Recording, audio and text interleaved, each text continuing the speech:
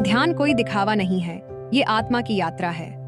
कुछ लोग प्रभु को बाहर मंदिर में खोजते हो, तीर्थ घूमते हो, पर प्रभु वहां जब तक नहीं मिलते, जब तक आप खुद आत्मचिंतन नहीं करते। वो तो तुम्हारे भीतर हैं। लेकिन भीतर जाने के लिए तुम्हें ध्यान की नाव पर बैठना पड़ेगा। जब तुम ध्यान में उतरते हो, तब विचारों के शोर को रोकना पड़ता और आत्मा बोलने लगती है। और जहां आत्मा बोलती है, वहां प्रभु खुद प्रकट हो जाते हैं। अब मैं तुम्हें 5 बातें बताता हूं जो ध्यान से प्रभु तक ले जाती हैं। एक एक को समझो। 1 मन की स्थिरता। जैसे झील के पानी को देखो। अगर झील की सतह हिल रही हो तो तुम उसमें अपना चेहरा देख सकते हो क्या? नहीं ना। ऐसे ही चंचल मन में ईश्वर की छवि नहीं दिखती। ध्यान उस झील को शांत करता है, और जब मन शांत होता है तब प्रभु अपने आप प्रकट होते हैं। 2. आंतरिक मौन का अनुभव। जैसे शोर में गूंज खो जाती है।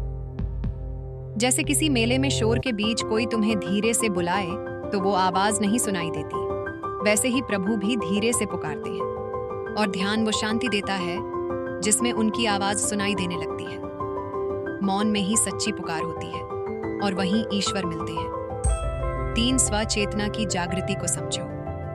जैसे दीपक से अंधेरा मिटता है, ध्यान आत्मा के दीपक को जलाता है, और जब अंदर उजाला होता है तो हमें दिखता है कि हम कौन हैं, क्या हैं, और कौन सा रास्ता हमें प्रभु की ओर ले जाता है। जो खुद को पहचान लेता है वो ईश्वर को पहचान लेता है। 4. विकारों का नाश बको ऐसे समझो। जैसे गंदे पानी में कमल नहीं खिलता। अगर तालाब में कीचड़ ही कीचड़ हो तो क्या उसमें कमल खिलेगा? नहीं। वैसे ही अगर मन में क्रोध, ईर्ष्या, लोभ भरे हों तो ईश्वर की कृपा नहीं टिकती। ध्यान उस कीचड़ को साफ करता है। शुद्ध मन ही ईश्वर का निवास है। 5. ईश्वर से एकत्व कैसे होता है समझो। जैसे बूंद समुंदर में मिल जाए। आखिरकार ध्यान वो पुल है जो आत्मा को परमात्मा से जोड़ता है। जैसे बूंद जब समुंदर में गिरती है तो उसका अस्तित्व खत्म नहीं होता, वो समुंदर बन जाती है। वैसे ही साधक ध्यान के जरिए प्रभु से एक हो जाता है। यही है भक्ति की अंतिम मंजिल।